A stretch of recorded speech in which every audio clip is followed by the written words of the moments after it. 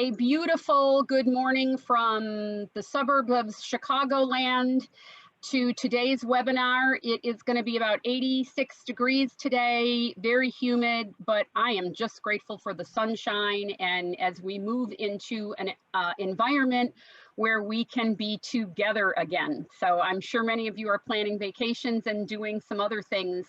And welcome to this morning's webinar. Next slide, please. I'm Cheryl Larson, the President and CEO of the Midwest Business Group on Health. Next slide, please.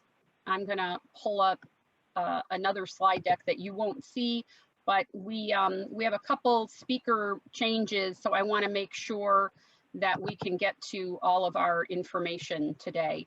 As most of you know, we have rebranded Midwest Business Group on Health. So as soon as Christina is able, I'll show you our new slide that talks about that we represent 4 to 5 million lives and about 135 mid, large, and jumbo employers. Fantastic, Christina. Thank you for rebooting that. These guys are spending between $12 and $15 billion annually on healthcare. If you're not a member, consider being one, because this is one of the best communities of your peers in the nation today, and we are a trusted source. Next slide. Reminder about our big upcoming program on June 23rd. This is our big employer forum on pharmacy benefits and specialty drugs, and we're going to be talking about how the heck employers are going to be able to pay for high-cost therapies, those in the pipeline and those out there. And hey, 2022, we're back in person. Save the date on May 4th and 5th for our 42nd annual conference. We are very, very excited about this upcoming event. Next slide. Here's just a quick overview about our newly branded website, but I just wanted to bring to members the attention of the employer resources. Next slide. So we've got all of those available to you, and then of course our employer toolkits. These are open to any employer. They're not closed to just members. And you'll see hemophilia is our first toolkit, and we're going to have Dawn share a little bit more with us about that later. Next slide. This is an overview of the partners that we're working with right now as part of our MHPC Midwest Health Purchasers Collaborative. So if you're looking for more information about this, go to our website. If you are looking for any of these types of vendors, please take advantage of the best pricing that we have for these vendors. Next slide, please. And so what are we going to talk about today? What progressive employers are doing in managing hemophilia, and how are we going to work with our pharmacy benefit vendors to get the cost of hemophilia therapies down, because there's waste in the system? And then how can we get people to the highest quality, most cost-effective site of care? And we're going to talk about some of the tools and resources we've created. You'll see on the far right a link to the PowerPoint presentation. Please use the Q&A function to ask questions of the speakers, and I ask that you also complete today's program evaluation, which will come in an email after the program. Next slide. So I wanted to share just real briefly, over the past several years, we've been working with employers and key stakeholders to help us better understand the challenges and opportunities that our employers are facing in this area. And employers, as the real payers, as you've heard me say many times, of healthcare, it's not the carriers, the PBM.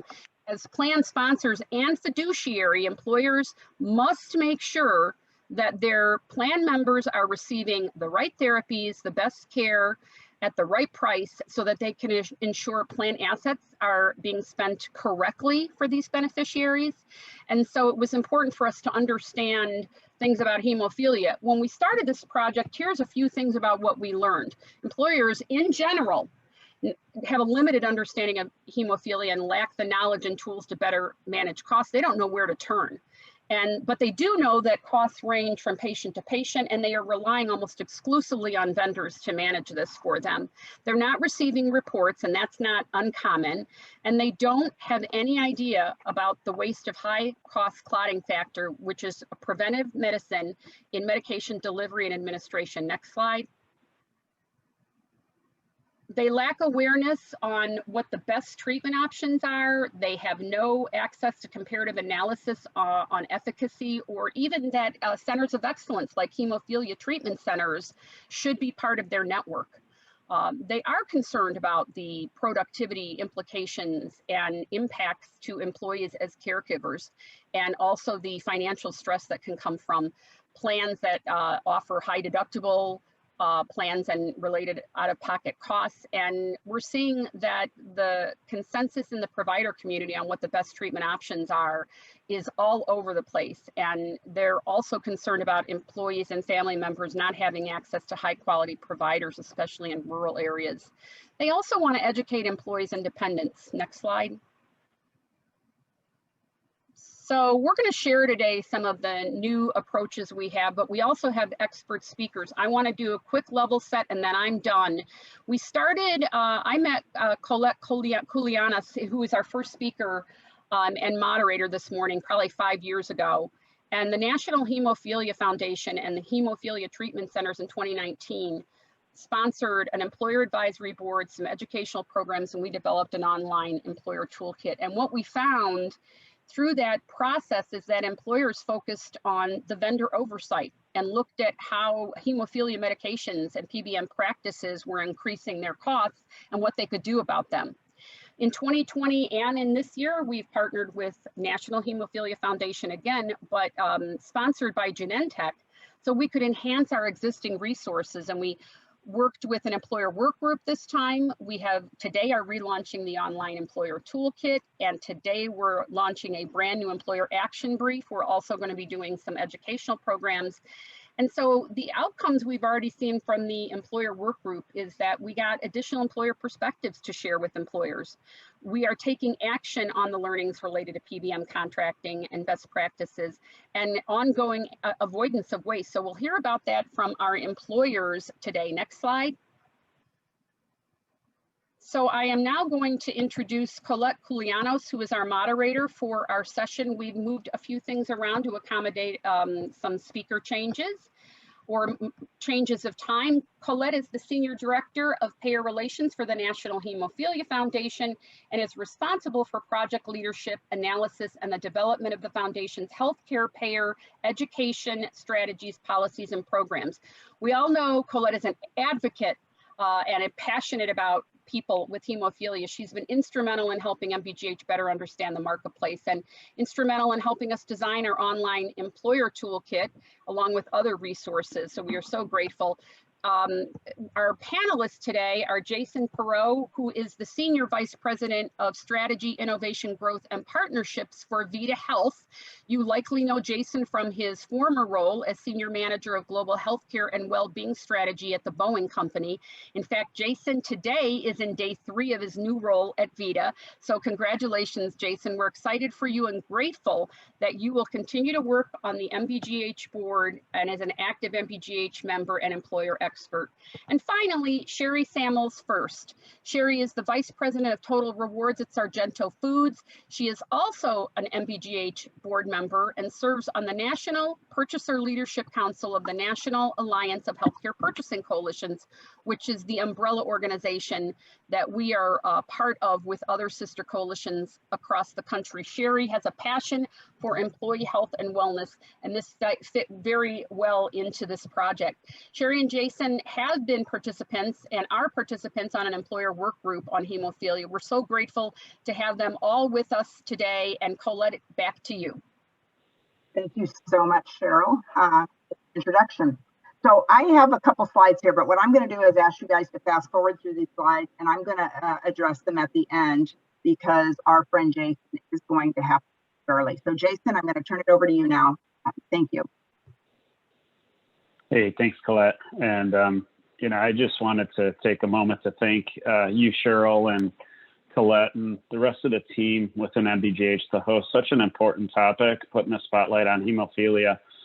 I would quickly tell you that about 4 or 5 years ago, when I first started to focus on this clinical category, thanks to the efforts with Colette and National Hemophilia Foundation and Midwest Business Group on Health, this really, I'd say, catalyzed our ability at Boeing to take action and really assess and understand, I'd say more deeply, what's really going on with hemophilia and how are we managing medications and our patients that are, afflicted with hemophilia, and try to raise the bar in everything we're doing to better manage this category. And over time, what we were able to discover, thanks to a lot of great collaboration with thought leaders like Colette and Cheryl and others, was really bring forward, I would say, a set of performance guarantees that we were able to weave into our PBM contract. And luckily, we had a willing, PBM partner that, thought this made a lot of sense. So we looked at ways to specifically, I'd say, more effectively and efficiently manage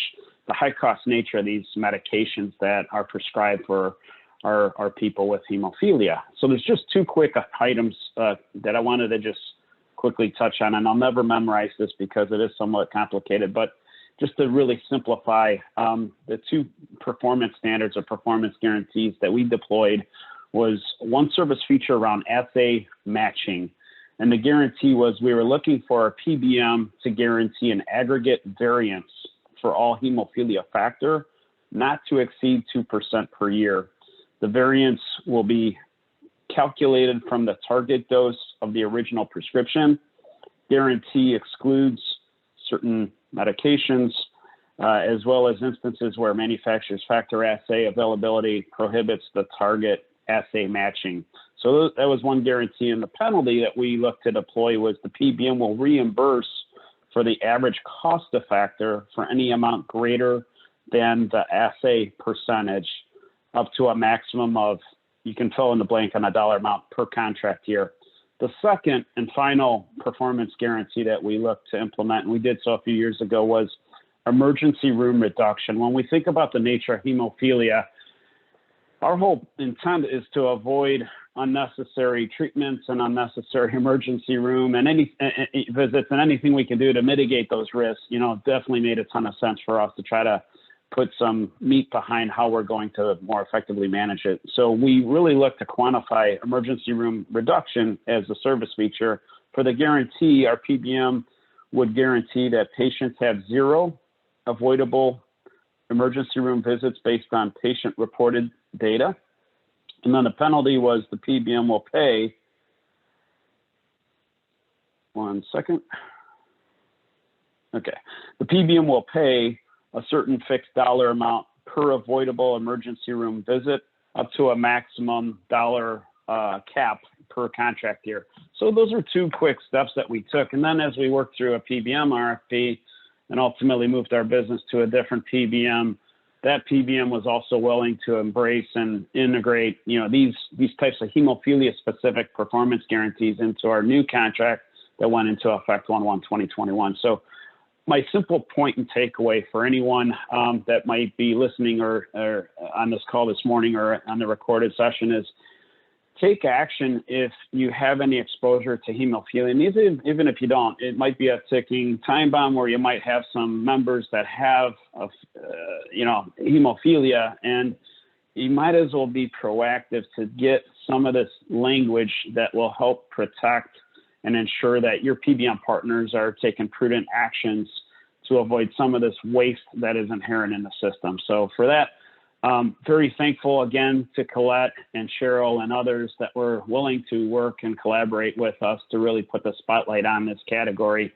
for us on the employer buy side. And, it's done a lot of good. We have quantified over time, I'd say, more visibility into this category, and certainly we're able to demonstrate improved outcomes for our patients, as well as, for our spend, not just from the employer side, but also from the individual side too. So when we think about total cost of care, and we look at analysis, this is one way that, this is a high cost clinical category, and anything we can do to better manage it is usually a step in the right direction.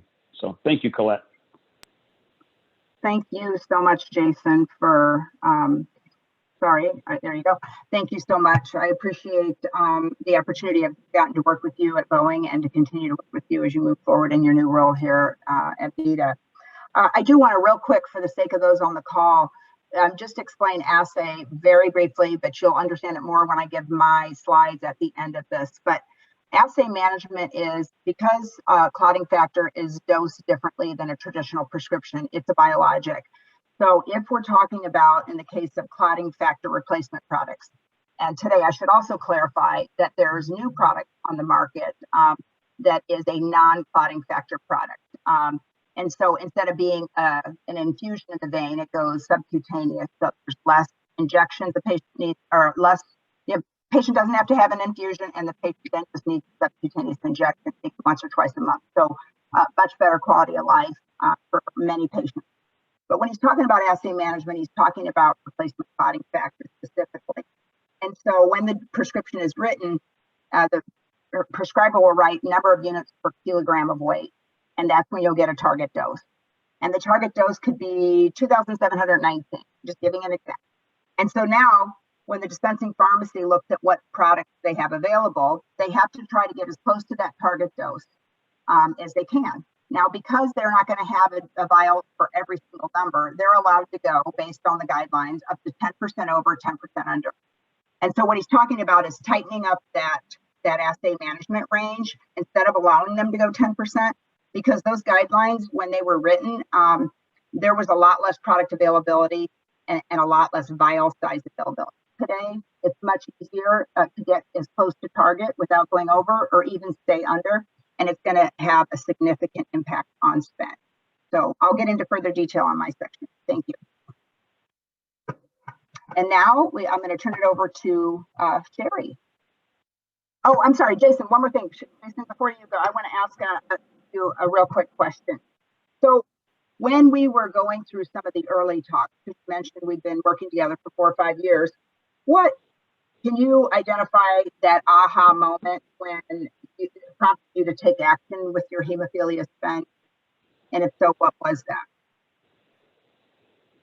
Yeah, it's a great question, Colette. You know, I think the reality is that this particular clinical category has a relatively smaller number when you think about the addressable market that's afflicted with hemophilia. And you know, on one hand, it's a good thing, right? You know, obviously we are also, I would say, cognizant that for years and years, this has been a very high cost category, right? It's pretty typical to easily see numbers that might run north of $1 million a year, just an annual spend on medication, medical and PBM channels. So I would tell you that what really catalyzed us to take a deeper dive into this was we just hadn't really questioned what is going on in the medical channel and the PBM channel to assure us that they were taking all appropriate steps to efficiently and effectively manage the medications, the treatment. And that's a whole nother story when we think about hemophilia treatment centers and how to maybe better manage, you know, patients, you know, through that, you know, channel as well. But, you know, in the end, I would say that overall, I'm talking with my counterparts in the same position that I was, you know, within a, you know, Fortune 30 employer, there was very little awareness about all the opportunities in this area. You know, it's just kind of granted or assumed, yeah, you know, it's a high cost area, but, you know, we just trust that our partners are doing the right thing, when in fact, that's not always the case. And as we dug in deeper, that's really where we mined for opportunities. We looked at the data analysis. We looked at ways to optimize how we're better managing the medical channel along with the PBM channel around this category. And I think with that, as far as investing some time and energy, that really did a world of good for us to foundationally understand how are they managing the factor and how are they procuring it and how are they ensuring that, you know, we're not avoiding unnecessary waste. And it's pretty easy to do when we think about, you know, the variance and the cost involved. In some ways that can certainly benefit the PBM that's, you know, obviously, you know, dispensing, distributing these products out to our patients. So that's really where we wanted to put the, I'd say, microscope into understanding how are they managing this as a category and what are they looking to do to improve everything they're doing today? Because I would guarantee you that there's not one vendor or one PBM that's perfect in every sense of the word. There's always room for improvement. And I think with your collaboration and great insights, that was super helpful for us to really challenge our PBM and our medical plan administrator, for that matter, to further understand, you know, how are we baseline right now today taking care of our people with hemophilia. And then beyond that, what can we do to put more teeth in our contracts to drive accountability? And I think through the, really taking those steps and collaborating with them, with your, advisement was super helpful for us to drive, I would say, better clarity around how we're going. It's really, not just addressing, what's the problem or what's the opportunity, but how are we going to manage it go forward? And that's really where, bringing forward these performance guarantees, gaining that foundational understanding, and then over time measuring outcomes, I think is very impactful for us. And as we look ahead, this is the other, I think, opportunity. We need to be mindful of, the potential around high-cost cell gene therapy treatments that are, potentially positioned for the hemophilia category, and that's a whole nother story. But even how can we steer members towards, best-in-class facilities and providers like HTCs? And, I think there's a lot more we can do collectively to raise the bar and better managing this for the good of our people. So thank you very much. Yeah, thank you so much. I think to your point, I think it is very often the case where employers will say, these are outliers. There's so few of them, I'm not even going to bother. I'm just going to trust this relationship. But because there's so few of them, it's also low-hanging fruit. It's all in how you look at this, and easy to get your hands around because you don't have so many patients in any one network, so you can apply these principles and see some real savings. So I'm thrilled to hear that. And I think that your last point answered my last question, which is, addressing rare disease is going to be so important to employers moving forward. And I think you hit it with all the new cell and gene therapies that are on the horizon, and we know they're coming. It's more important now than ever to establish the hemophilia treatment centers, to reestablish, I should say, in the minds of employers as the centers of excellence when it comes to managing hemophilia, and making sure that you have your plan is designed to maximize, that opportunity. So I thank you again, Jason, for everything. Thank you. Yeah. Jason, before you leave, Colette, I'm sorry for jumping in. Before you leave, no, Jason, please. We do have a question that said it would be great if you could share any additional details on the performance. Yeah, for sure. As far as the details that,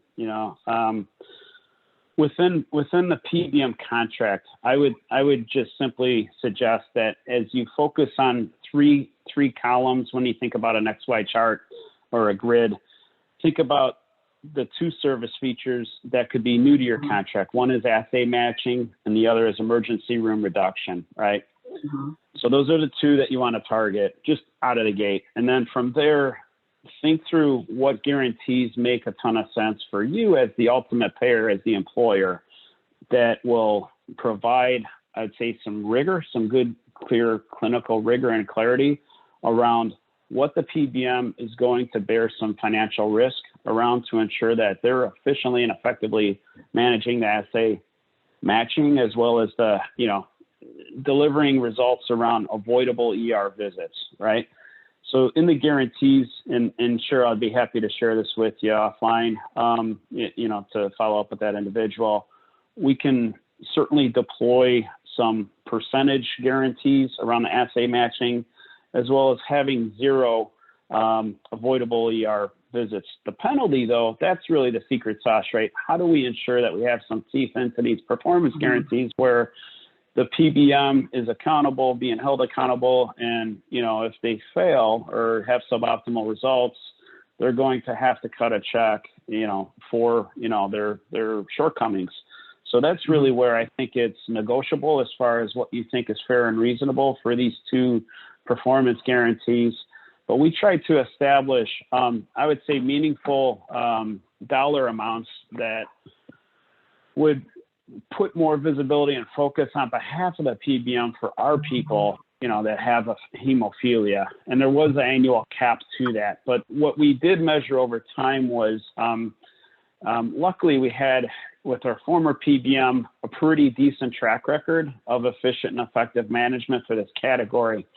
Going forward, now that, we're 5-6 months in with our new PBM for effective 1/1/2021, I would say it's still premature to see the outcomes. We usually need about 12 months to really understand how trends are really, playing out clinically.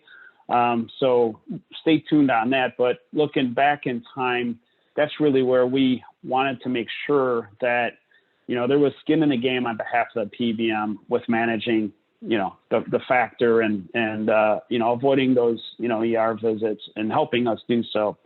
The other piece that often goes unchecked or not thought of on the employer side is how are we also managing the medical channel? And I think that there's a world of good you can also do with the health plan carrier to drive impact there. First, by having a dialogue around this category, understand what's really going on as far as claims and billing and, what's the exposure that you have. And then from there, there is a lot of opportunity to deploy some performance guarantees relative to this, like we've done in other areas, if you have, the time and interest to do so. But I think we have cultivated some really good approaches that you can take off the shelf on behalf of Cheryl and Colette and others that have collaborated in recent months, around a toolkit. So more to come on that, but hope that helps, Cheryl. Thank you, Jason. It very much does. Very quickly, because I know you have just a couple minutes.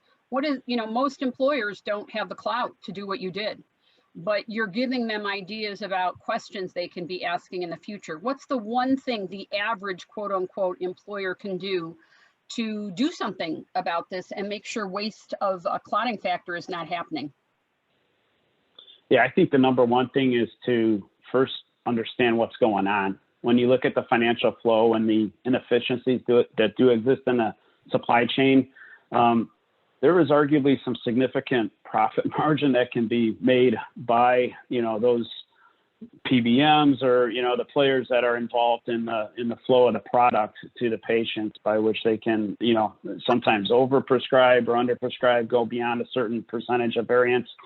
And I think you really need to drive accountability like you normally would with your entire benefit vendor supply chain, right? So when we think about this particular clinical category, I think there's a lot of good you can do to first understand what's really going on and just get that baseline understanding. And if you do have, members with hemophilia, I think as you put the microscope into, how that's being effectively and efficiently managed or not, that's really where you can, take action to deploy some of these, performance guarantees that, let's face it, I mean, these are pretty typical that we generally demand of all our vendors. So why would we not at least take a moment to look at this category and understand how we can more efficiently manage it as well? And that's the first thing, is just looking at the data, collaborating with, some other, leaders as well as your vendor partners. And from there, then dialing in on, side-by-side comparisons. If we're at X today, what would be reasonable and realistic for us to achieve at Y tomorrow in that future state where we can raise the bar and, command better outcomes? At the end of the day, we're trying to improve the quality of life for our people and also hopefully extend the quantity of life too. So if we're not looking at any of this detail, we're really missing, a significant opportunity for the good of our people that are afflicted with hemophilia. And for that very reason, along with the high cost nature, I think it's on us as employers to take action and do something about it. Thank you so much. I just have to say that in my time working with you, it was evident that, like many employers or purchasers of healthcare, Jason and the team at Boeing, they're not interested in hurting patients. They want to do right by patients. They want to make sure patients have a good quality of life, optimal outcomes, but they also have to be concerned with the cost and looking at the total cost of care. They just don't believe in a one-size-fits-all strategy. Copay accumulators, I'm not going to go down this road right now, but as an example, Jason is very much against them and has eloquently spoken out on the reasons why, because he knows that ultimately patients get hurt in that scenario. So it's not that an employer is looking to hurt the patients, it's looking to make sure they're being managed at the optimal cost of care, and they're not paying for things that aren't necessary. So in that case, the assay management. So thank you, Jason, so much for everything. I appreciate you. And I am going to move on to Sherry and give Sherry an opportunity to do her slides. Thank you, Jason. Thank you. All right, thank you, Colette, and thank you, Jason, and congratulations, Jason, on your new venture. That is awesome. I want to take the opportunity also to thank Cheryl and Dawn for putting this together. This is a very important topic, as Jason so eloquently shared with us in his presentation. We had the unfortunate, I'll say unfortunate, opportunity to learn about hemophilia as a plan way before the toolkit was even being thought of in 2008, 2009. And unlike Boeing, Sargento, as a branded company, you probably all know us as the cheese company, but we are not as large. We're not in the large market space. We're more in the mid-market space. So one employee or one participant, in this case, one family, joined our health plan in 2008. And at that time, we were probably about a $15 million plan. And to Jason's point, absolutely over $1 million a year was being incurred by this one family. Two brothers had hemophilia, and then the mother was a carrier. And so that's what actually was our aha moment, just to answer that question, Colette, for you, was, oh my gosh, it was bringing, you know, when one individual is driving such a significant portion of the claim spend, it makes you sit up in your chair and dig in and get some more information in it.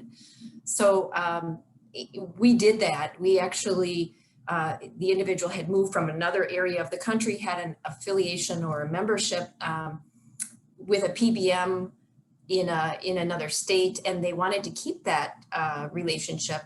Later found out that there was a prescribing of some other things that was contributing to the reason why the individual wanted to keep that relationship. But the factors, the difference in each factor, which she was receiving about 50,000 units a month just for standard when he wasn't in crisis. And when the factors are the difference between $1 a unit and $3 or $4 a unit, that's a significant additional spend that isn't really necessary or adding any value to anybody's quality of life, nor the plan costs.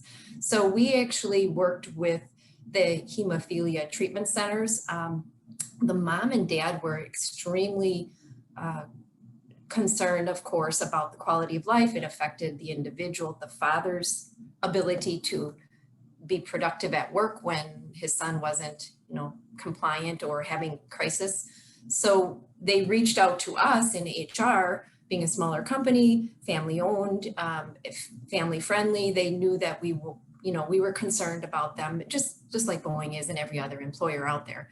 So they reached out to us, and we worked collaboratively with the family, the TPA, the Hemophilia Treatment Center, the Blood Center of Wisconsin in our case, and we actually did direct contracting with the Blood Center of Wisconsin, Hemophilia Treatment Centers, worked with the TPA, actually met with the TPA and the family on what we could do, had the case manager at the TPA do some direct contracting for us to make sure that we were getting the best pricing as possible. And that's when I learned about assay management, to tell you the honest truth. I didn't know much about it at that point, but it was clear that there was some stockpiling going on, and you know, individuals hit their deductibles in this category as any other rare or chronic specialty disease very, very quickly in the year. And so that was obvious that that was being borne by the plan itself.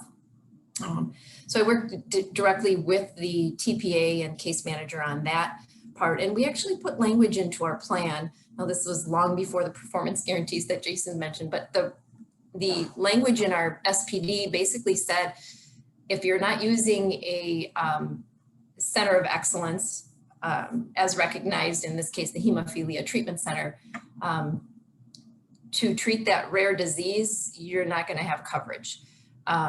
So, and the pricing that the hemophilia treatment centers can get our 340B pricing, which is much more reduced and appropriate for the individual. So I think that was our journey. The unfortunate part is the individual is no longer with us. We had the little thing that came our way called the ACA that came in 2010. And we were one of 600 employers in the country that received the annual limit waiver as a result of this family. So we did have some protection in our plan, but the year that went on, in 2013, I think we were covered through with that annual limit, if I'm not mistaken. The individual actually did go into crisis and incurred over $8 million within 6 weeks. And that was back in 2013. So the costs have just continually gone up since then. So I learned a lot about hemophilia as a result of this one family.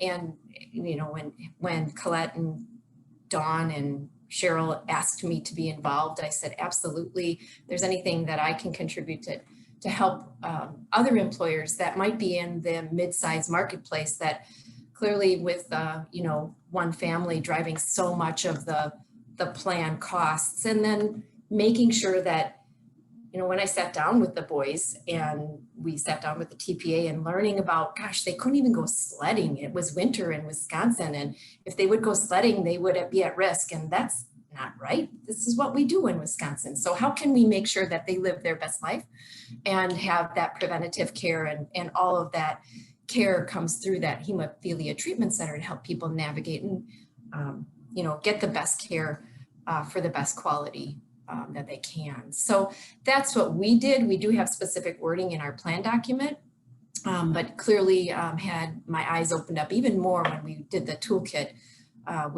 with Colette and MBGH, excuse me. And there's a lot of great information in there for individuals that might be in even a smaller market, you know, not in the large market space, but we leaned heavily into our TPA and our broker at the time to help navigate us, and then just work directly with the family. So that's our story. We don't have anybody currently on the plan with hemophilia. I actually have had individuals, an employer of choice. We have had individuals come to us prior to 2008 and ask what our plan limit was at the time, and it was $2 million. And they said, oh, thank you, we have hemophilia, and they walked out the door and wouldn't even apply for a job. Now, of course, there is no limit, and so, you know, that wouldn't deter anybody from applying here. But there are a lot of things in place that could help both sides mitigate those risks. So what questions do you have, Colette? Well, I mean, I think you answered the big one, which was what was the aha moment. I know we had a conversation a long while back at an MBGH lunch and started the dialogue about the Hemophilia Treatment Center. And to your point, at that time, what you were paying, and just to make sure that everybody understands the difference, she didn't change drugs to try to save money. It was the same exact drug. It just that at the time they had an exclusive arrangement with a specialty pharmacy and weren't allowing the Hemophilia Treatment Center to have an opportunity to dispense. And so by engaging with the Hemophilia Treatment Center, they got the same exact product. It wasn't a different product, but they got $3 plus per unit savings. And remember, she said about, I think 30,000 units is what you said per month. That adds up really quick, right? $3 per unit was saved just by having that dialogue and allowing the patient to access their clotting factor through the Hemophilia Treatment Center. I don't subscribe to the belief that every Hemophilia Treatment Center in the country is going to start as aggressive. It depends on where they're located and who's operating, whether the hospitals in which they're embedded are doing the contracting. But employers have leverage to say, either sharpen your pencil and come in at a rate much cheaper than what we're paying, or you're not going to be able to provide the clotting factor. So it's an engagement starter. I think that your story is really compelling because of the total spend. Look at how much was one family and how it impacted one. Even just doing this, when I called it low-hanging fruit, right? Look at what it did to help your plan. So thank you for sharing your story. I'm going to go through my example here, if I can, just from a time standpoint, Sherry. And then if anybody, do we have a question? It looks like there's something in the, what is a TPA? So do you want to answer that, Sherry? Yeah, absolutely. Sorry, TPA is third-party administrator, like your UMR or UHC, Aetna, Cigna, the claims processor. Right. So when you're a self-funded employer plan, like Sargento, like Boeing, like many companies, and you're responsible for the cost of the claims, then in that case, whoever your insurance company is that's administering the claims for you, whatever the insurance card the employee gets, let's just say it's UHC, UMR, whoever it is, that's the company that's just administering the benefits. They're the third-party administrator. They're not the ones responsible for the cost. So I do think that's an important question. And I think it's also important then that leads me to, if they're the third-party administrator and they're administering the benefits, and they also own a PBM, and they also own the specialty pharmacy, I'm not suggesting it's 100% guarantee that it's going to happen, but they could be conflicted in the recommendations they make because it's not their risk in this scenario, right? They're not the ones that are on the hook for the cost of these claims. So, so I do think it's important, as Jason mentioned and Sherry, to engage with folks that are experts outside of that partnership, just to make sure at the minimum that the that you're doing the best from a cost standpoint, cost containment standpoint. Would you agree with that statement as well, Sherry? Absolutely, absolutely. And we're in a smaller market, and our TPA was a boutique TPA at the time. They know, you know, we had a long-standing relationship, and I had a really good, you know, relationship with our case manager, such that I was talking to her almost daily on different things. So this was, you know, just part of that and an extension of that, but absolutely. Excellent. Well, thank you so much. We have a carve out. Our PBM is carved out, so it's actually separate. But to Jason's point, you know, in the medical plan, for instance, for the mother, what we had done was she was going in for surgery, and we asked for that the factors to be white bagged, so that we could still get them through the HTC, because the difference in the specialty pharmacy and the difference in the hospital, I mean, the hospital was going to charge us 5 times, not just 3 times. So that's another kind of aha moment. Yep, and we see a lot of that. So I thank you again so much. And if any other questions come up, stand by for that. But let me quick go through these slides. I only have a couple minutes. I will try to blow through them. If you could pull the slides up, please, Christina. So I always love being on full screen. Slides are better. Okay, thank you. We've got about 5-6 minutes for you, Colette. Okay, excellent. So do you want to back up on the slide? I think a few slides, please. Hopefully, if there's a problem, you can restart. I'm going to try to pull my slides up just so I can. Yeah, she'll restart and we'll get you back to the point we were at. Thanks, Christina. Thank you, Christina. I appreciate it. Okay, so this is my first slide. Yep. Okay, so what you learned from both Jason and Sherry is that employers can mitigate risk when they identify their target high cost disease claimants. And an employer may not have a hemophilia claimant in their network. But this can apply to all other chronic high cost rare disease groups, right? You know who your top 10 drivers are, top 15 likely. If you don't, you should probably be looking into that data. And then working with experts in those fields outside of, as mentioned, outside of maybe the traditional partners who you would turn to, and engage with them to ask where there's potential for opportunity of savings. So then we are back off of the slide, sorry.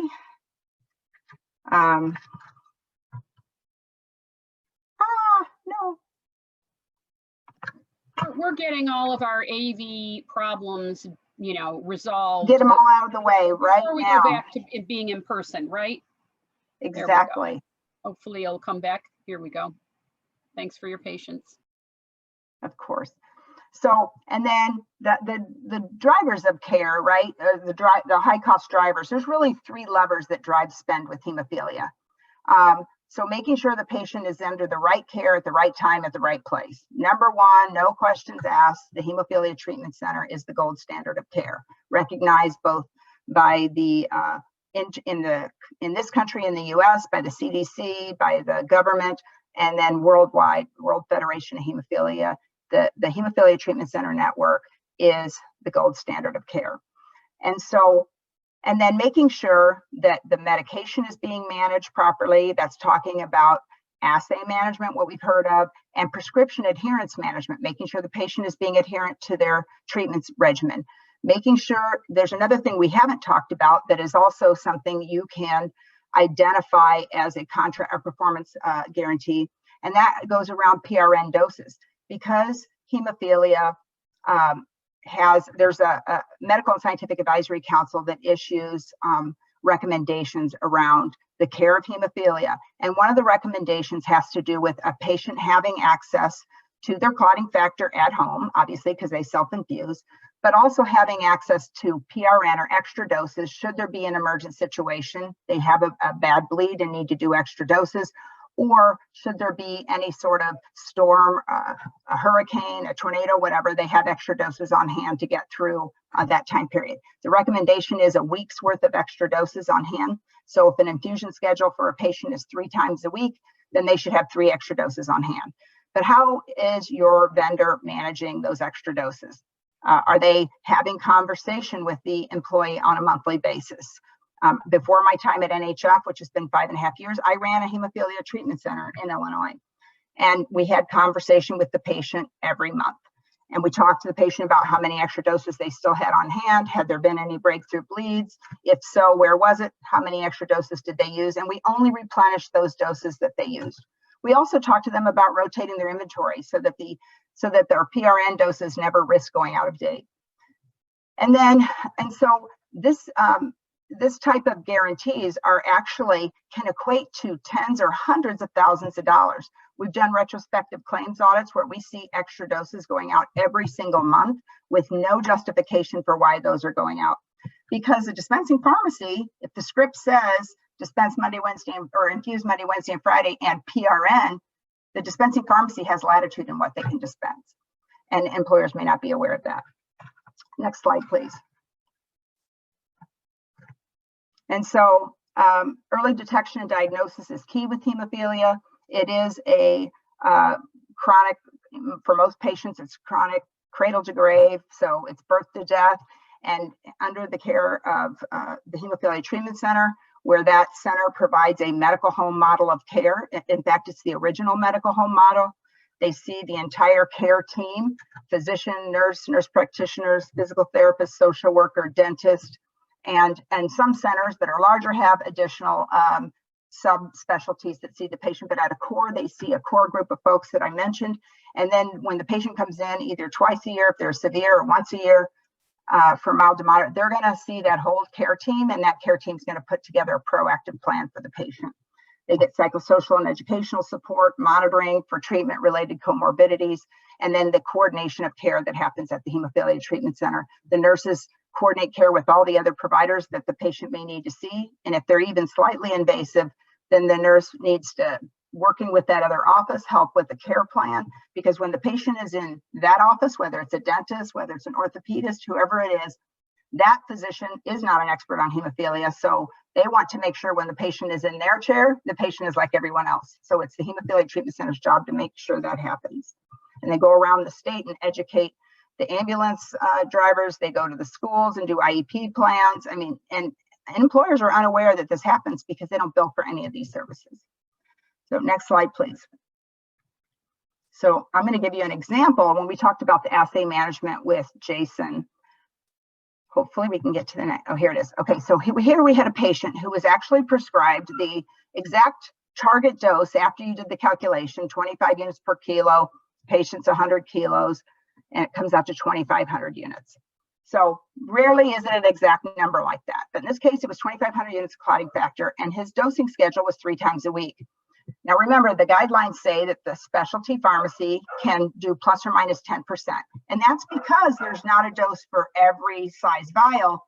They have to be able to have a range because they're not going to be able to get to the exact dose for every patient, or it's rare that they would ever get to the exact dose. So they can do up to 10% over or 10% under. So in this case, the maximum amount is almost always filled. So if they have the latitude to go 10% over, what we find in the retrospective audits is they tend to be between 5 and 10% above the target dose. Is that necessary? Perhaps. In some cases, there may not have been other vials to choose. But in many cases, and when we do a retrospective audit, we always go back and look at the vial availability report for that period of time. And we say, actually, there was an ability for this pharmacy to dispense way tighter and closer to target or below. So in this case, we have a patient whose dose is 2,500 units. There happens to be a like 2,501 unit vial, so almost exact, except this pharmacy, having the latitude to go 10% over, was dispensing one 2,501 unit vial and a 250 unit vial. So they would take those together and they would say, your dose is, in this case, 2,750, 3 times a week. So it's 12 doses a month. So the financial impact was substantial. The average cost in this case for the clotting factor this patient was on was $1.30 a unit. 2,500 units times $1.30 equals $32.50 times 3 vials extra times 52 weeks. So times 3 vials. This was what it was necessary, 507,000. But the extra doses that were being sent in this case were equating to another $50,700. That's just an absolute not needed for that extra 250 unit vial to be sent. So, and this is just one example. We're not talking about the PRN, any extra doses that were sent. And we're also not talking about the fact that this employer could have potentially saved a significant amount of money had they have talked to a hemophilia treatment center that also has a pharmacy. HTCs are access to the 340B program, and therefore they can dispense the clotting factor, and in many cases at a much reduced price, like you heard from Sherry. So, next slide. And I think since we've already done our presenters, I'm going to turn it back over to our folks at MBGH and answer any questions at the end, should we have any. Great, Colette. Thank you so much. So can we please put up our next speaker slide? And I am thrilled to introduce Mark Skinner, who is President and CEO of the Institute for Policy Advancement, which specializes in patient-centered outcomes research. He is also an assistant professor in the Department of Health Research Methods, Evidence, and Impact at McMaster University. He's also the principal investigator for the patient-reported outcomes burden and experiences global research study. That's a mouthful. He was previously led both the World Federation of Hemophilia and the National Hemophilia Foundation, where he currently serves on the Medical and Scientific Advisory Council. Mark, we are so honored to have you with us today to share your knowledge and expertise, and also some feedback on the patient journey. So we'll do about 20-25 minutes and then have a few minutes for questions, and we will try our best to wrap up at 11:30. Welcome, Mark. Hello, and thank you. It's really wonderful to have the opportunity to present today, obviously about a subject that is both deeply personal to me and important for all of you. I do live with severe hemophilia, and so what I'm going to share today is a little bit about my journey and where the field of hemophilia is going. The next slide, please.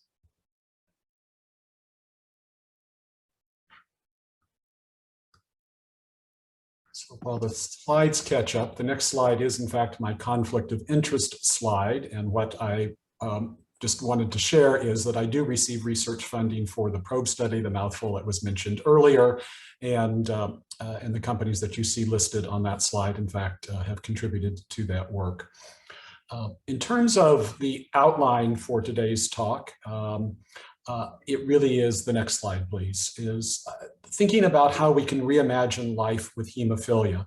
And so a short outline is, I'll talk briefly about the evolution of hemophilia treatment, sort of journeying along with my life, some of the current unmet challenges and unmet needs that exist, how we might think about redefining expectations and the new treatment paradigms that offer us to reimagine, and then to ultimately think about what it would mean to achieve health equity for individuals that live with hemophilia or a bleeding disorder. Next slide, please. Very quickly to level set, it sounds like this is a well-experienced and knowledgeable group, but for those that aren't familiar, hemophilia is a deficiency of a particular clotting protein in the blood. In my case, I'm missing factor VIII, which means I have hemophilia A. Hemophilia is an X-linked recessive gene, which then means that it is predominantly affects males, but you should not be surprised to find a woman with hemophilia or women who are carriers have a mild form of the disease that would require treatment. And although it is primarily hereditary, about a third of the cases, there is no known family history. When I was born, my life expectancy was somewhere in the 20s. Today, we do know that there still is a life expectancy disadvantage for individuals living with hemophilia. We see in the general population a prevalence of about 21 in 100,000, but the prevalence at birth is around 30. And this is recent data from a series of developed countries, not just the US. And so although we've made tremendous advances of what I could expect when I was born, there still are challenges. Next slide, please.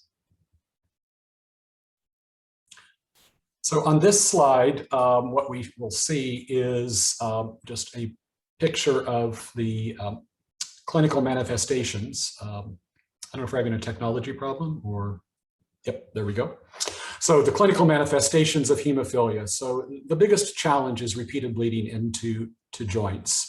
And so you see at the top a pristine joint, and then the effect of just 2 or 3 bleeds can really set a joint on a course for chronic synovitis, joint disease, chronic arthropathy, and obviously all of the challenges that come with that. So the standard of care is prophylactic treatment, which we've been talking about with factor replacement or a substitution therapy, like some of the new therapies, and integrated disease management through a hemophilia treatment center network. And while there's a lot of discussion and it's on the horizon, there is no cure, at least yet, although we all remain hopeful. Next slide, please. So looking back, where have we been? I grew up on the prairie in Kansas, and so this reminds me a little bit of home from the part where I was. Next slide. And this was really my life in the 1960s. I'm 60 years old today. And when I was born in 1960, there was no treatment for hemophilia. The treatment was whole blood, fresh plasma. I was much like the boy on the left. I had an IV pole in my bedroom at home and spent long hours in bed. I slept in traction every night with a brace on my leg to try to manage the joint disease. And I think that's why the Saturday Evening Post named hemophilia in this story in the 1950s. It's the lonesomest disease. Next slide, please. So as I mentioned, I was born with severe hemophilia in rural Kansas. I did have an older brother. We in fact have a long family history of hemophilia. My nearest hemophilia treatment center was 4 hours away. This was before the interstate highway system. So across sort of the rural 2-lane roads, every time that I would have a bleed or a bleeding event, we'd have to trek to Kansas City to the med center to get treatment. Life has changed dramatically. Patients today have patient organizations, summer camps, support groups, but that really didn't exist when I was born. Next slide, please. So it was really about 1965 that the prospects for my life dramatically changed. A lady by the name of Judith Graham-Poole in her lab discovered that when you freeze plasma thaw, there's a precipitate that comes out, which in fact is rich in factor VIII protein, the protein that I was missing. And it was soon thereafter that we were able to lyophilize and to make it commercially available so that I could actually manage much more efficaciously the treatment for hemophilia. Next slide, please. So I mentioned integrated disease management, also known as comprehensive care, but it really, because of the multifactorial impact of hemophilia affecting really every aspect of your being, it requires surrounding the patient with a set of specialists that can manage a patient holistically.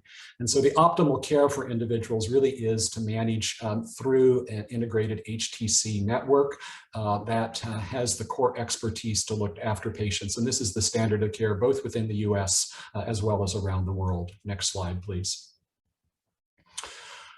So the very drug that, that gave me life in the 1960s, when we got to the 1980s, most of you will be well aware of the HIV crisis and the impact that it had on our community, devastating. Nearly 100% of individuals with severe hemophilia, including myself, acquired HIV. The normalization that we were seeing in life expectancy took a dramatic decline. Next slide, please. So I'm fortunate to be here today, but it's obviously not been without its challenges, not the least of which I've mentioned. Over the course of my lifetime, I've had hepatitis A, hepatitis B, hepatitis C, and HIV. And it was only on the fourth attempt to clear hepatitis C when I was in the pivotal study for Sovaldi that I actually was able to clear it.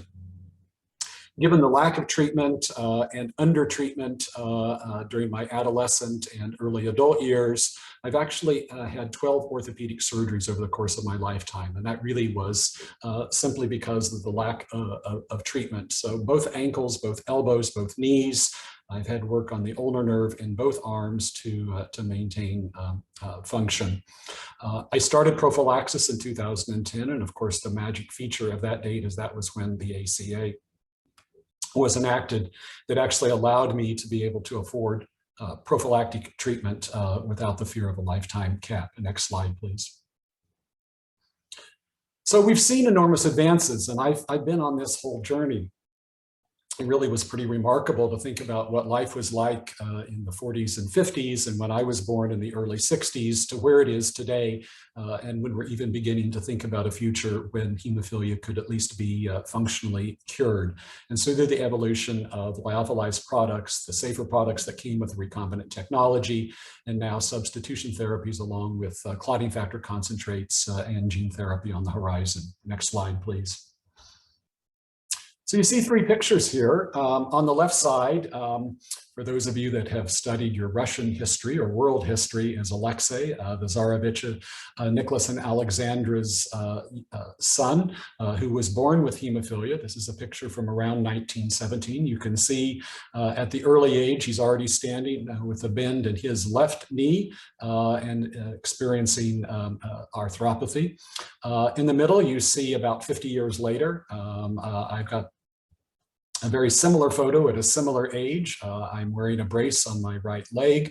And as I mentioned, I was sleeping in traction. In fact, only until about, I guess now about 15 years ago, I spent almost my entire life in a wheelchair, walking with crutches or a cane. And it is through the advances in science and the orthopedic interventions that have allowed me to really live a full, productive life. And then on the far right side, the newest addition to our family, my great nephew was born with severe hemophilia about 50 years later. And here he has started prophylaxis at the age of 1. He has a port and really should not be facing the kinds of challenges that I have faced. Next slide, please. So what are the remaining unmet challenges? Obviously, it's been a remarkable scientific journey, but there still are challenges that are ahead. And I think it's worth focusing on those because often when people look at where we were and where I am today, they think that we've accomplished it all. But there is still work to be done, which is why we continue to advance both the therapies as well as talk about how we can optimize the treatment that we have. Next slide, please. This slide represents some data from the Centers for Disease Control. They've had a long data collection project where they have tracked individuals with hemophilia across a range of metrics over many, many decades now. And so starting in that early era for individuals born in sort of the pre-58 time period and all the way up until the latest era, when you see the standard of care of prophylaxis being introduced, you look at the metric of annual bleed rate, or the number of bleeds that individuals have within a joints, and you can see we really have barely moved the needle. While we've made dramatic improvement in survivability over the course of this period, chronic joint disease did persist. And so it really necessitated that we needed to think about new treatment paradigms, either in terms of efficacy or new therapies, which is what's led to a lot of the continued push for advances. Next slide, please. So one of the contributing factors to the findings and the data I just shared really is the pharmacokinetics, the half-life of the factor replacement, that it's typically about 12 hours. I'm actually unfortunate. My personal pharmacokinetics mean the half-life for factor replacement for me is only about 6 hours. May have led to some of the greater joint problems. So you really go through this period of high degrees of coverage where you can really effectively participate in whatever activity is desired, to periods of great risk. And that period cycles, which means that, you know, over the course of a week and whatever the individual's infusion schedule is, they really need to plan their activity accordingly. Next slide, please. And what we have learned over the course of time is the amount of time that an individual spends in that area under the curve, those low areas where you saw the yellow and the red on the previous slide, those pure areas where there needs to be caution or there's limited protection, dramatically increases the risk of bleeding and long-term joint damage. We know that every single bleed matters, and it really only takes 2 to 3 bleeding events into a joint to cause irreversible and progressive damage that's going to last a lifetime for an individual. So maintaining that level of protection early on becomes fundamentally important. And so the concepts of prophylactic replacement and the need to reduce the burden and improve adherence to those regimes has really been a big quest. The next slide, please. So there really are sort of 4 categories, broad categories of treatment. The traditional factor replacement, which was standard half-life products, which had the peaks and the troughs of coverage. The 2 horizontal dotted lines reflect sort of normal hemostasis and what might be an ideal prophylactic level, or the typical 1%, which was the historical level that we treated just to sustain life. Extended half-life products were a significant improvement for many. They allowed stretching out the interval. More recently, substitution therapies, those therapies that are not based on coagulation factor replacement, such as Hemlibra is the only one on the market today, completely eliminate the peaks and the troughs and provide a steady state of coverage. They don't place an individual into the normal hemostasis range, but they provide an individual what would be roughly a sustained level of coverage in a mild hemophilia state. It's not factor replacement, so it's not measured by a factor activity level, but we know what the comparable comparator will be. And then, of course, the goal with gene therapy would be to move somebody into a normal stage, and we are seeing that at least for a period of duration on the horizon. Next slide, please. So I've talked about the change in annual bleed rate and that it really has, the bleeding events have really been constant over the decades, and that the treatment advances that are coming today are all producing remarkably low bleeding rates. And that partly tells us that it's not the whole story. The number of times that I bleed is not as much the story as it is, you know, what is the whole of life and how is hemophilia interfering with my life? So Mike Porter, a Harvard economist, has developed notoriety for being sort of one of the fathers of the value framework, or thinking about how we should evaluate value in healthcare. And the kinds of things that matter to me as a patient living with hemophilia, you know, of course, are survival, am I alive? Then it really is the functional status of my life and the quality of my life. And that's really where I want to shift now, is to talk about some of these challenges and burdens. The things that we've historically measured, the things that are reported in clinical trials, things that are reported for FDA approval, are those things that can be counted over short periods of time, can be counted in a clinical encounter. The amount of time I spend in a clinic in my lifetime is probably less than 1%, according to some of the studies. But it's that other 99% that actually make me an individual and are the life that I want to live. So intuitively, we really need to think about relevant outcomes that affect me as an individual beyond just a metric that is not capturing what's important to me. So the next slide, please.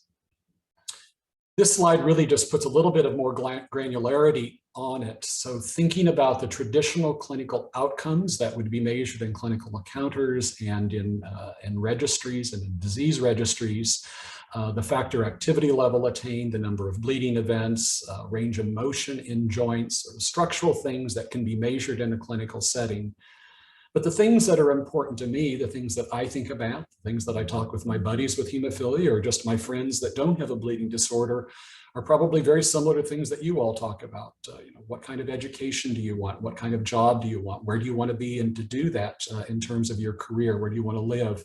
Are you able to have a family and engage in social life? Are you able to participate in sort of the routine activities of daily living or sports? And what is the burden and how is it interfering with your daily life? And so can we measure those metrics? So do we really understand what the change in the evolution and treatment is having on those features of my life, not just simply how many times have I bled and how many joints have I had surgery? Next slide, please.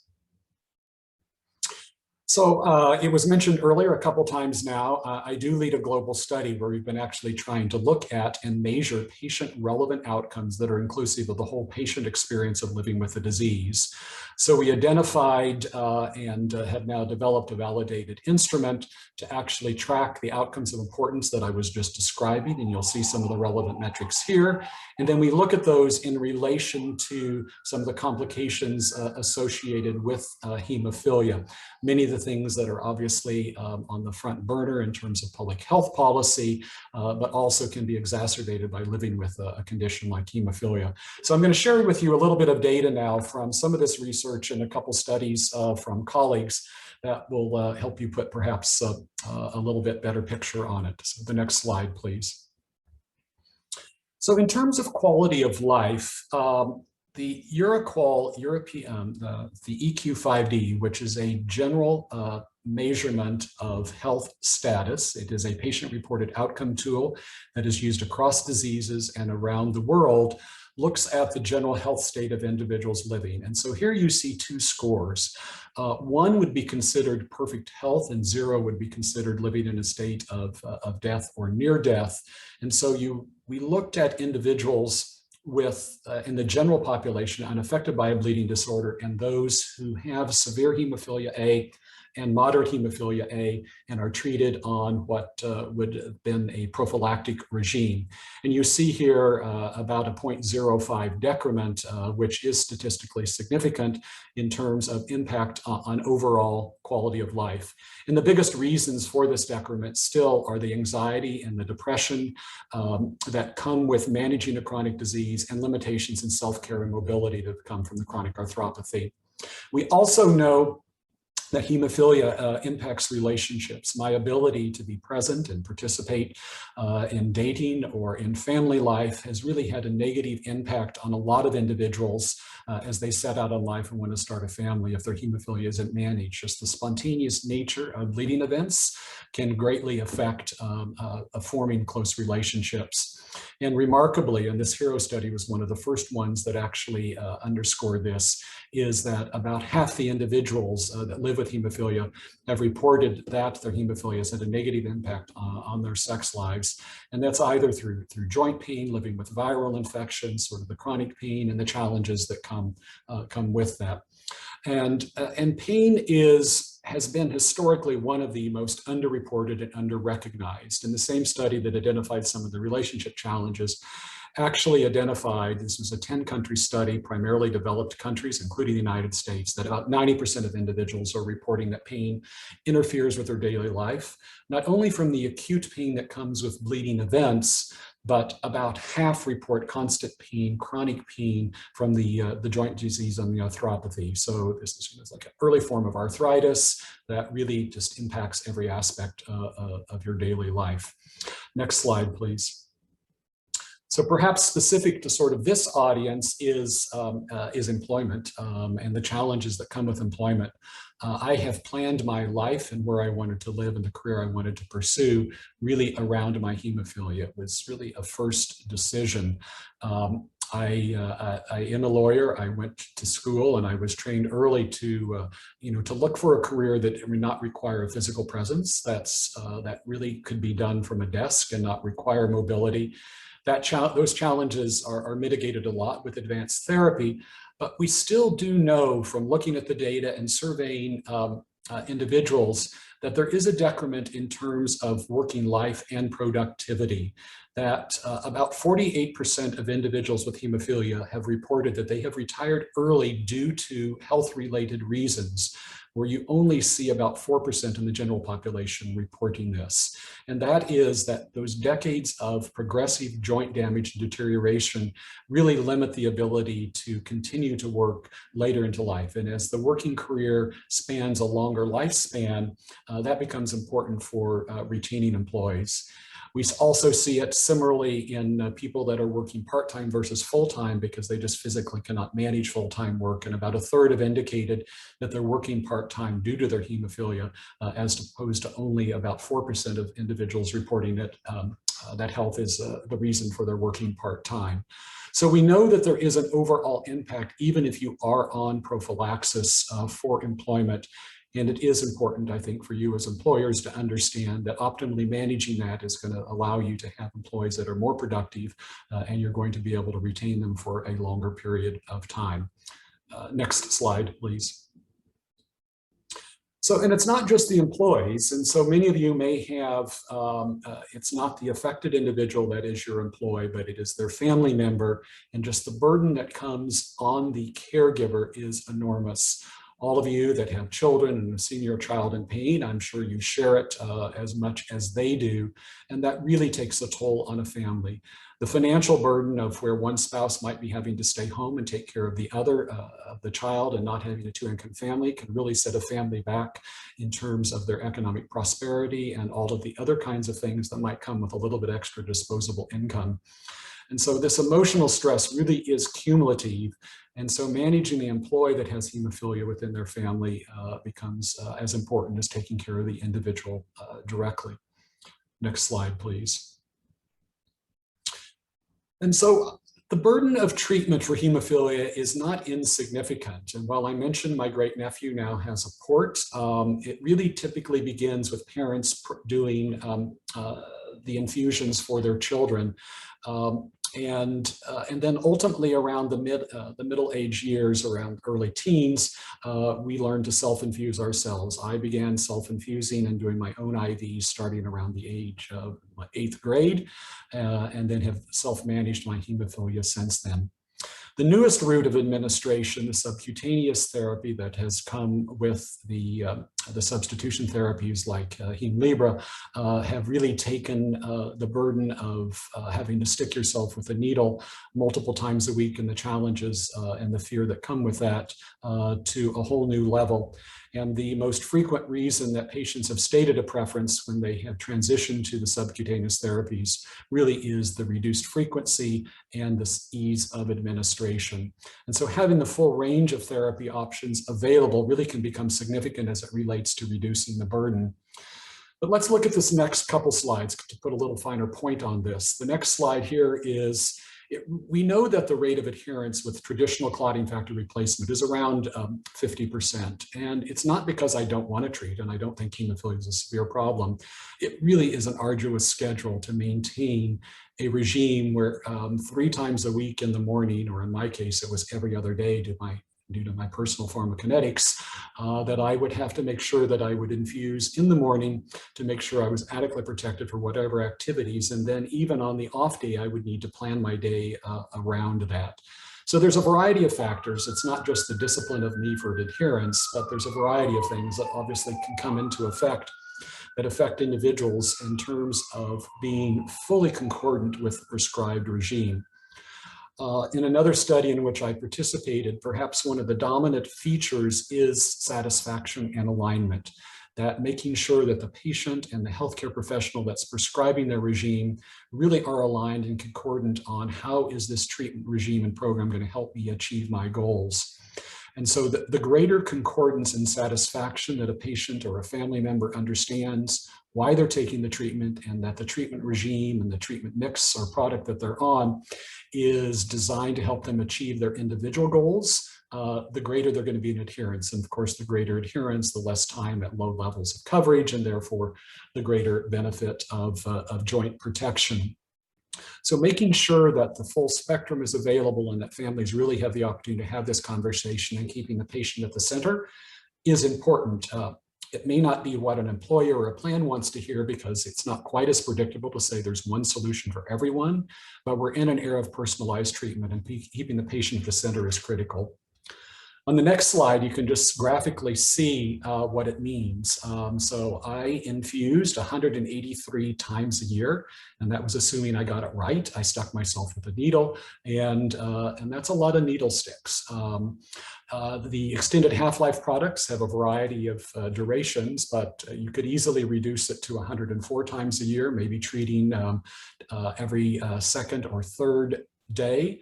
Now there are treatment regimes for hemophilia B, as well as with the newer non-factor substitution therapies that allow you to treat once a week, or bi-weekly, or once a month. And so, as few as 13 times a year. I think you all could probably agree that it's much easier to remember to stick yourself 13 times a year than it is 183, and to work it into your daily life. Next slide, please. But it's not just the young kids, it's not just me during my working career, but hemophilia, it affects the full lifespan, and adherence is important across the lifespan, but has its own challenges as you age. Your veins get more fragile, your skin gets thinner, you have less dexterity if you've got a lot of arthritic joints, and maintaining a treatment regime as you get old can be more difficult, particularly if you lose a caregiver. So we really have to make sure that we fully understand employees across the lifespan, and there may well be reasons that someone's treatment regime needs to increase or change later in life. Next slide, please. So I really want to just, in the last couple pieces here, tell you that we can redefine expectations now with all these new treatment paradigms. Next slide, please. We have taken and prepared a detailed paper where we actually took the patient-centric outcomes, which are sort of on the left side of this graph, that describe the steps to achieving health equity, and the functional outcomes, and really tried to figure out a way that we could have a conversation between patients and clinicians to actually measure success, from moving from simply to survival to an optimized state of well-being and freedom. And we do think we can align those goals, but it is important that that conversation occur. Next slide, please.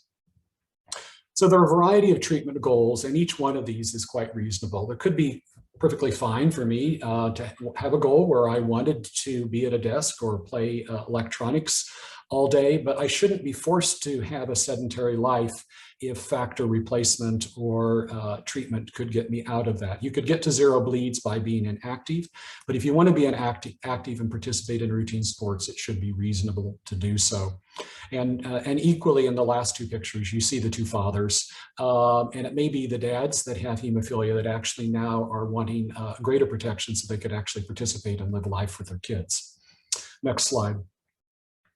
But there really are 5 steps to shared decision-making, and that really is now the crux of what hemophilia manages. If we can align satisfaction with treatment, then we can actually get there. And that is through this conversation and this personalized process of understanding goals and aspiration.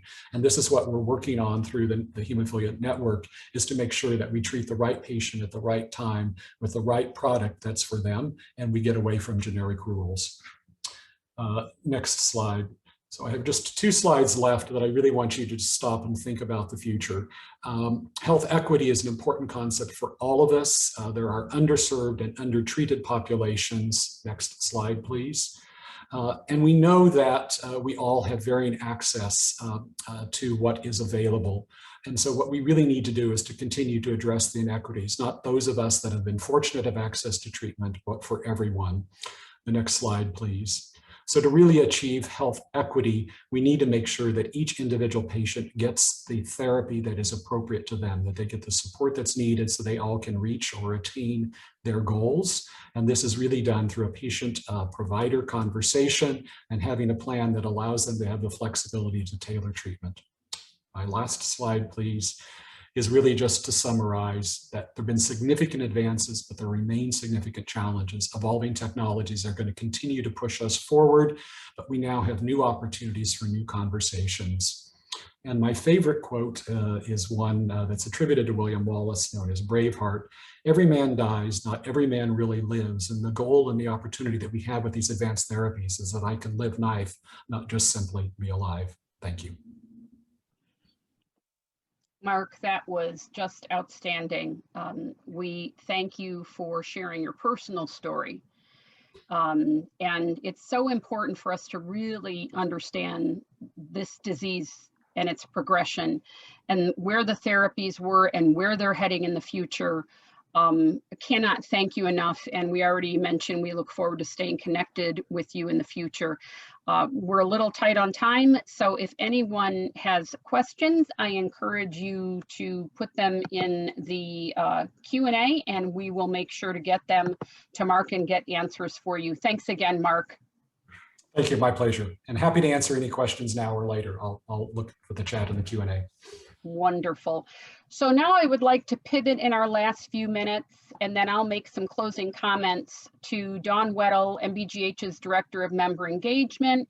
She's going to share information with us on the tools that we've been working hard on, that we are new and that we are relaunching today for employers. And as always, with our toolkits and resources like this, they come to any employer in the country, whether you're a member or not, at no cost. Dawn, welcome. Well, thank you, Cheryl. And thanks to all of you for being here with us this morning. It is my pleasure to share with you some of the different tools and resources that are available to you, not as an MBGH member, but anybody who can come to our MBGH website will have access to these tools. And if we could go to the next slide. As Cheryl mentioned earlier, we put together some different resources and tools in collaboration with the National Hemophilia Foundation, with our colleagues at Genentech, as well as working with employer advisors. And you got to meet a couple of those employer advisors. Both Sherry and Jason were instrumental in helping us to develop these tools. And they provided great insights into what is most important to employers and what will be the most impactful for employers when it comes to managing this condition. One of the tools that we have available to you is an online toolkit. And you can see here on the screen is a picture of the MBGH website.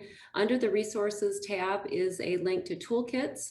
The hemophilia toolkit is front and center on that page. It's easy to find. And if we go to the next slide, it will show you that a screenshot of the actual toolkit on the left-hand side. The toolkit is divided into different sections, so it allows you to hone in on the information that is most important and that you want to learn more about.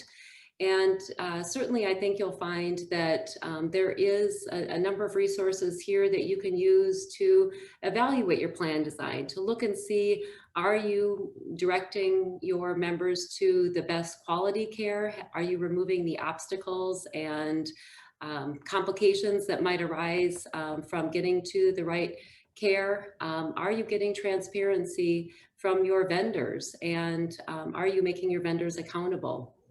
Within these different sections, we have a list of employer action steps, and those action steps are based off of MASAC guidelines, off of ICER recommendations, encouraging you to look at your utilization management programs like step therapy and performance guarantees.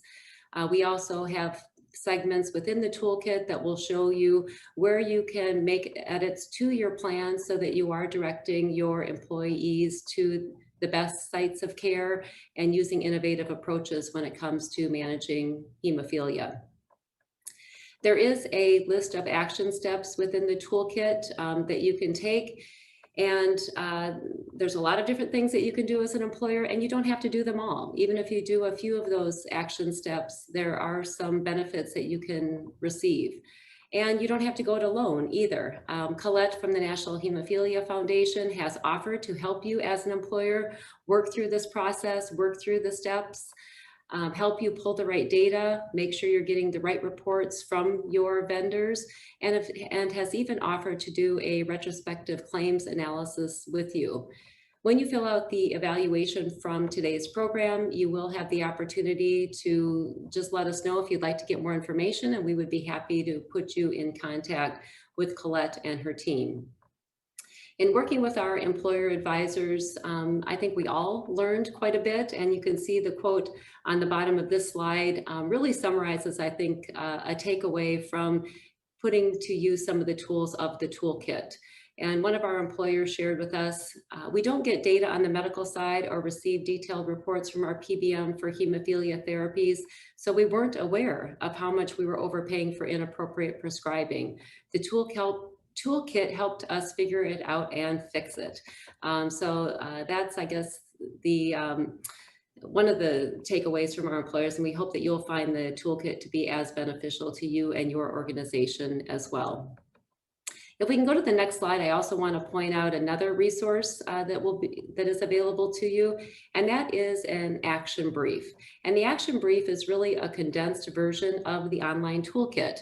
So if you're looking for a quicker read and a high-level overview, you'll see that this action brief contains an overview of the economics of hemophilia, some of the important cost drivers that are impacting employers.